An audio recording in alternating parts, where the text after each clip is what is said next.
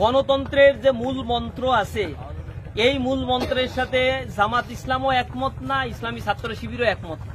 এটা একটি কুফরি মতবাদ, এটা হচ্ছে শিরকি মতবাদ। আমরা যদি বুঝি এটা কুফরি, আমাদের কি দায় থাকছে ছাত্র শিবির করে জাহান্নামে যাওয়ার? তুমি যে এখানে মুসলমান বলে পরিচয় দিচ্ছ, বাংলাদেশ থেকে এতদিনে মুসলমানের নাম নিশানা ভারত মিটিয়ে দিত, শুধু জামাত ইসলামের জন্য পারে নাই, আমাদের নেতৃবৃন্দকে ফাঁসি দিছে, আমরা পিছু পা হইনি। সুতরাং এইরকম একটা দলের বিরুদ্ধে ব্লেম দেও, খালি গণতন্ত্র গণতন্ত্র বলে সুবিধা ভোগ করার চেষ্টা করো না। তন্ত্র অনুসরণ করে ইসলাম প্রতিষ্ঠার কাজ ইসলামী ছাত্র শিবির করছে, এই ধারণা আপনার মধ্যে আছে, এটাই হচ্ছে ভুল ধারণা। আমি আপনাকে অনুরোধ জানাবো, যিনি প্রশ্ন করেছেন, একটা বই পড়ার জন্য, গণতন্ত্র ও ইসলামী দৃষ্টিকোণ, এইটা লেখা হচ্ছে ডক্টর আহমদ আলীর লেখা বই। আর একটা আছে হচ্ছে মাওলানা মতিউর রহমান নিজামী জেলখানায় বসে লিখছেন ক্ষমতার রাজনীতিতে অংশগ্রহণ, ক্ষমতার রাজনীতিতে অংশগ্রহণ। এই দুইটা বই পড়লে আশা করি কিছুটা ক্লিয়ার হবেন আপনি। গণতন্ত্রের যে মূল মন্ত্র আছে এই মূল মন্ত্রের সাথে জামাত ইসলামও একমত না, ইসলামী ছাত্র শিবিরও একমত না।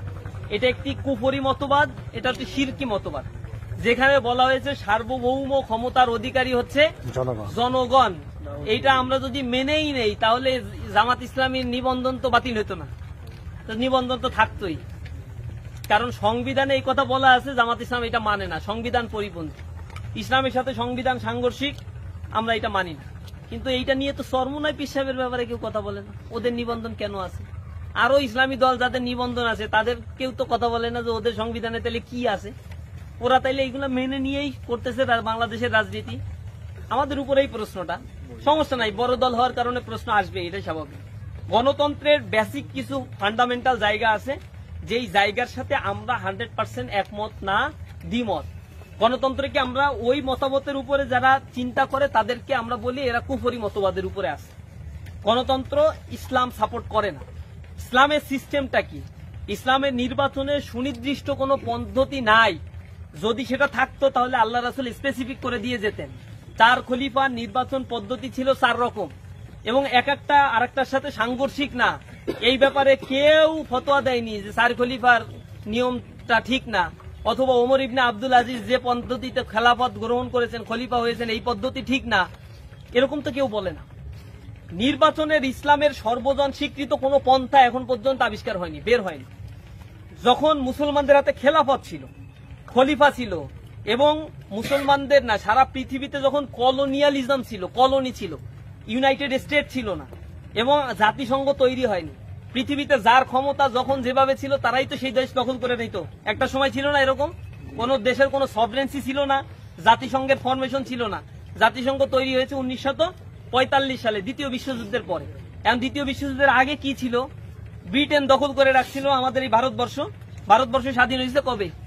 1947 সালে। আর ব্রিটেন আমাদের কাছে কিভাবে দখল করছে? ওর ক্ষমতা ছিল তাই দখল করছে। এই ভারতবর্ষ আগে কারা শাসন করত? প্রাগ ঐতিহাসিক কালে এই ভারতবর্ষ শাসন করত হচ্ছে দ্রাবিড়রা। দ্রাবিড়দের হটিয়ে দিয়ে ক্ষমতা দখল করেছে আর্যরা। আর্যদের অনেক পাওয়ার ছিল, এই আর্যরা দীর্ঘদিন ধরে শাসন করে গেছে। তারপরে এই অঞ্চলে ইন্দো ইউরোপিয়ানরা আসছে, তারপরে এইখান থেকে আরো বলশেবিকরা, তারপরে এই যে বিভিন্ন এলাকা থেকে এসে তো এইখানে শাসন ব্যবস্থা পরিচালনা করছে। পর্তুগিজরা আসছে, তারপরে হচ্ছে ডাচরা আসছে, ওলন্দাজরা আসছে। আমাদের ভাষার সাথে এগুলো মিশ্রণ হয়েছে না? যার যখন পাওয়ার ছিল সে তখন এগুলাকে দখল করে নিছে। এগুলো শ্রীলঙ্কার ইতিহাস এরকম, মিয়ানমারের ইতিহাস এরকম, বাংলাদেশের ইতিহাস এরকম, পাকিস্তানের ইতিহাস এরকম। যার ক্ষমতা ছিল, মুসলিম সালতানাত কিভাবে তৈরি হয়েছে? অটোম্যান সাম্রাজ্য। অটোম্যানদের ক্ষমতা ছিল এক একটা এলাকা দখল করে, সারা পৃথিবীর অর্ধেক তারা দখল করে নিয়েছে। তো পৃথিবীতে ফেডারেল রাষ্ট্রের কনসেপ্ট, ছোট ছোট এই জাতি রাষ্ট্রের কনসেপ্ট গুলো 1945-এর আগে ছিল না। সুতরাং তখন নির্বাচন পদ্ধতির ব্যাপারে চিন্তা করারও দরকার ছিল, তখন জনগণের ভোটাধিকার এই সেইরও দরকার ছিল না। ক্ষমতা যার সেই চালাবে সবকিছু, স্বাভাবিক বিষয় ছিল। কিন্তু যখন 1945 সালের পর থেকে এই ফেডারেল রাষ্ট্রের এই সিস্টেমটা ডেভেলপ করলো, এবং 1945 সালের পর থেকে পৃথিবীতে কোনো খেলাফত প্রতিষ্ঠিত হয় নাই, যে পূর্ণাঙ্গ ইসলামী খেলাফত কায়েম হয়েছে। কিছুদিন আগে শুধু আফগানিস্তানের ক্ষেত্রে আমরা দেখেছি, তারা আমেরিকার হাত থেকে স্বাধীনতা পেয়ে দীর্ঘ 22টা বছর যুদ্ধ করছে আমেরিকার বিরুদ্ধে। তার আগে তারা রাশিয়ার বিরুদ্ধে যুদ্ধ করছে। এটা একটা রাষ্ট্র আর একটা রাষ্ট্রের বিরুদ্ধে যুদ্ধ করছে, এবং সেই রাষ্ট্রের যারা নির্বাচিত প্রধান ছিল তালেবান বা এই সরকারি হচ্ছে এই আমেরিকার বিরুদ্ধে তারা যুদ্ধ করছে, রাষ্ট্র বনাম রাষ্ট্র। এখানে আফগানিস্তান নিজেদের মধ্যে যুদ্ধ করে না, এরকম না, যুদ্ধ করছে রাষ্ট্রের সাথে রাষ্ট্রের যুদ্ধ। বাংলাদেশে যদি ভারত যুদ্ধ করতে আসে তাহলে আপনাদেরও অস্ত্র নিয়ে নেমে যেতে হবে, এই ব্যাপারে কোনো কনফিউশন নাই। কারণ আপনি এখন যুদ্ধ করবেন কাদের বিরুদ্ধে? আপনার ওই মামা আওয়ামী লীগ করে, তার বিরুদ্ধেই তো যুদ্ধ করবেন। সেও তো মুসলমান, সে তো আল্লাহকে স্বীকার করে। আল্লাহ রাসূল বলছে যে লা ইলাহা ইল্লাল্লাহ বলে তার বিরুদ্ধে যুদ্ধ করতে পারবা না তুমি। এখন এই কুফরি টুফরি এই নিয়ে মতভেদ আছে। একটা গ্রুপ মনে করে যে না সে কাফের, আর একটা বড় আলেমরা মনে করে যে না এ কাফের না। এখন আপনি এরকম দ্বন্দ্ব বিবাদ যেই মাসালার মধ্যে আছে সেইখানে আপনি এইখানে কোনো ফাংশনই করতে পারবেন। গণতন্ত্রের বিষয়ে ইসলামের যেই দৃষ্টিকোণ রয়েছে সেটা আমাকে বুঝতে হবে। ইসলাম কোনো স্বৈরতান্ত্রিক কোনো ধর্ম না। ইসলাম কারো উপরে কোনো কিছু চাপিয়ে দেয় না। জনগণ যদি কবুল না করে শাসন ক্ষমতা গ্রহণ করলাম না। আলী রাদিয়াল্লাহু তাআলা আনহুর সময় আমিরে মুয়াবিয়া রাদিয়াল্লাহু তাআলা আনহু তিনি এক জায়গার গভর্নর ছিলেন না, তাও আলী রাদিয়াল্লাহু তাআলা আনহুর খেলাফতের সময়তেই সেই কাজগুলো হয়েছিল। কিন্তু আলী রাদিয়াল্লাহু তাআলা আনহু ওইখানের জনগণ আমিরে মুয়াবিয়ার জনপ্রিয়তার কারণে আমিরে মুয়াবিয়ার হাতেই বায়াত নিয়েছে। এরকম না যে জনগণ আলী রাদিয়াল্লাহু তাআলা আনহু চাইছে আর আমিরে মুয়াবিয়া রাদিয়াল্লাহু তাআলা আনহু জোর করে এটা দখল করে নিচ্ছে। বিষয়টা এরকম ছিল না। ভুল ধারণার করার কোনো সুযোগ নেই এখানে। সুতরাং জনগণের মতামতের একটা গুরুত্ব আছে। এটা হচ্ছে আম মতামত, আর একটা হচ্ছে মজলিসে খাস, মজলিসে সুরা। এই মজলিসে সুরার মাধ্যমে গুরুত্বপূর্ণ সিদ্ধান্ত, আইন প্রণয়নের ক্ষেত্রে গুরুত্বপূর্ণ সিদ্ধান্ত হয়। ইসলামী রাষ্ট্র যদি কায়েম হয় সেখানে ইসলামের যে ফৌজদারি দণ্ডবিধি 52টার কথা বলা আছে সিআরপিসিতে, ইসলামী দণ্ডবিধির 52টার কথা বলা আছে, এই ব্যাপারে কোনো হাত দেয়া চলবে না। ইসলামের আইন হচ্ছে কেউ চুরি করলে তার হাত কেটে দাও। হাত কেটে দেওয়ার ব্যাপারেও তো ইসলামী আইন শরীয়তের বিধিবিধান আছে। কতটুকু চুরি করলে আসলে কতটুকু হাত কাটা হবে এর একটা বিধান আছে না? একজন ব্যক্তি প্রচন্ড ক্ষুধায় আক্রান্ত, মানুষের কাছে খাদ্য চেয়ে পাচ্ছে না, নিজে বাঁচার জন্য চুরি করছে, এইটা যদি প্রমাণিত হয় ইসলাম কি তার হাত কাটতে বলবে? এগুলো তো ফতোয়া আছে বিভিন্ন রকমের। তো কিন্তু ইসলামে ফৌজদারি যে দণ্ডবিধির কথা বলা আছে, জেনা করলে প্রমাণিত হয়ে গেলে পাথর মেরে যদি বিবাহিত হয় তাকে মেরে ফেলো, এই বিধানের ক্ষেত্রে কোনো কাটছাট করা যাবে না। কিন্তু রাষ্ট্র পরিচালনার ক্ষেত্রে উদ্বুদ্ধ অনেক আইন কানুন করতে হয়। যেমন হুন্ডি বাট্টা হচ্ছে, বাংলাদেশ থেকে টাকা পাচার হয়ে চলে যাচ্ছে, এদেশের অর্থনীতির জন্য এটা ক্ষতির কারণ। তো এইটা বন্ধ করার জন্য আইন করতে হবে না? এখন এই আইন কি কোরআনে আছে? এখন এই আইনের যদি সংসদে একটা মানুষ আইন করে যে না এই কাজটা করলে সে এটা অন্যায় করছে, এটা বন্ধ করতে হবে, এইটা যদি সে করে 10 বছরের জরিমানা হবে, 10 বছরের জেল এবং জরিমানা হবে, তাহলে এইটা কি সে নিজের হাতে আইন তুলে নেওয়া হবে? না, আইন প্রণয়তা সে নিজেকে মনে করছে, এটা আহাম্মকের মতো একটা প্রশ্ন। তাহলে তো হচ্ছে যারা ইজমা কিয়াস করে তারাও আইন প্রণয়ন করে ফেলছে, ফতোয়া দিচ্ছে, মানে আল্লাহর চাইতে বেশি বুঝে গেছেন। উল্টা পাল্টা কিছু প্রশ্ন টশ্ন বিভিন্ন জায়গায় করা হয়। গণতন্ত্রের দৃষ্টিকোণটা ক্লিয়ার ভাবে বুঝতে হবে। প্রচলিত গণতন্ত্রে জামাত ইসলাম বিশ্বাস করে না। জামাত ইসলামের যে নির্বাচন যে পদ্ধতি, এই পদ্ধতিতেই জামাত ইসলাম কার্যক্রম পরিচালনা করে থাকে। ইসলামী রাষ্ট্র গঠিত হলে কি ফর্মুলায় রাষ্ট্র পরিচালিত হবে তার সুনির্দিষ্ট ফর্মুলা জামাতের কাছে আছে। দ্বিতীয়ত হচ্ছে জামাত ইসলামী এখন এই নির্বাচন প্রক্রিয়া এই সরকারের অধীনে কেন যায়? সংসদে গিয়ে যে আইন প্রণয়ন করে জামাত তো সেখানে বসে থাকে, ওইখানেই তো আইন হয়। তো অ্যালকোহল নীতিমালা বা মদ খাওয়ার আইন যদি হালাল বৈধ হয়ে যায় আর সেই সংসদে যদি জামাতের লোক থাকে, তাহলে আইন প্রণয়নের সাথে জামাত যুক্ত হয়ে গেল না? নিজেকে তারা আইন প্রণয়তা মনে করে ফেলেন না? এরকম ফতোয়া দেয়। জেলখানায় গিয়ে এক্সট্রিমিস্টদের সাথে আমার কথা হয়েছে, তো আমি বলি এটা কোন ধরনের আহাম্মকের মতো কথা বললাম?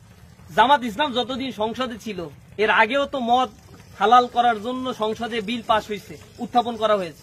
সেই বিলের বিপক্ষে বলিষ্ঠ ভূমিকা রেখেছে তো জামাত ইসলাম। সাইদি হুজুরের বক্তব্য সেটা রেকর্ড পাওয়া যায়।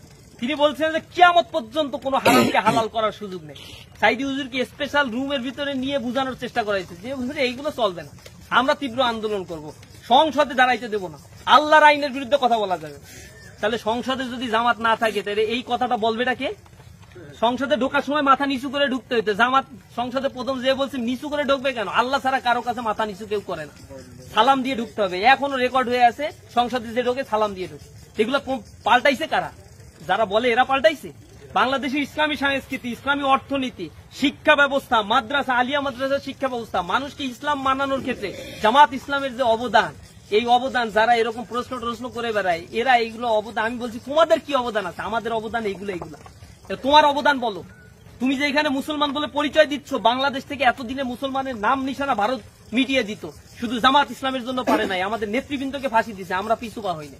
সুতরাং এইরকম একটা দলের বিরুদ্ধে ব্লেম দেও, খালি গণতন্ত্র গণতন্ত্র বলে সুবিধা ভোগ করার চেষ্টা করো না।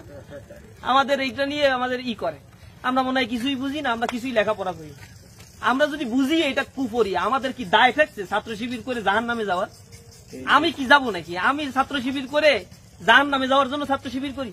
ছাত্র শিবির করে কয় লাখ টাকা পাইছি আমি তো ইউনিভার্সিটিতে পড়ছি, ছাত্র শিবির করার কারণে এখনো চাকরিতে ঢুকতে পারছি না। আমি যদি 6 বছর আগে চাকরিতে ঢুকতাম কত টাকা ইনকাম করতে পারতাম? কি কারণে স্যাক্রিফাইস করি আমরা? লোভটা তো একটাই, জান্নাতে যেতে চাই। এখন এই লোভটা করি জান্নাতে যাওয়ার জন্য, কোন একটা কাজের জন্য জাহান্নামে যাবো আর সেই কাজই আমি করতে থাকবো, এরকম বোকা কি আমি নেই? এরকম আমাদের ভাইয়েরা লেখাপড়া করে না এরকম মনে করার কারণে, যারা এটা বলে এরা লেখাপড়া করে কিনা এটা যথেষ্ট সন্দেহ আছে। তাদের আকাবির আছে, আকাবির যা বলে ওই পেছনে ছুটতে থাকে। ছাত্র শিবির ওরকম কোন সংগঠন না। ছাত্র শিবির পড়ে শুনেই ছাত্র শিবির করতে হয়। ছাত্র শিবিরের সংগঠনের দায়িত্বশীল হতে গেলে লেখাপড়াই করতে হয়, এর কোনো বিকল্প নাই। জামাত ইসলামী করতে গেলে লেখাপড়া করতে হয়, জামাত ইসলামী সোজা ঝাপটা করা যায় না, এত সোজা। সুতরাং আস্থার সংকট করা যাবে না। গণতন্ত্রের বিষয়ে আমাদের একবারে ক্লিয়ার কাট বক্তব্য আমাদের বইয়ের মধ্যে আছে। আমাদের গণতন্ত্র নিয়ে, সমাজতন্ত্র নিয়ে, ইসলাম নিয়ে, এই মতবাদ নিয়ে আমাদের সদস্য সিলেবাস, উচ্চতর সিলেবাসে আছে।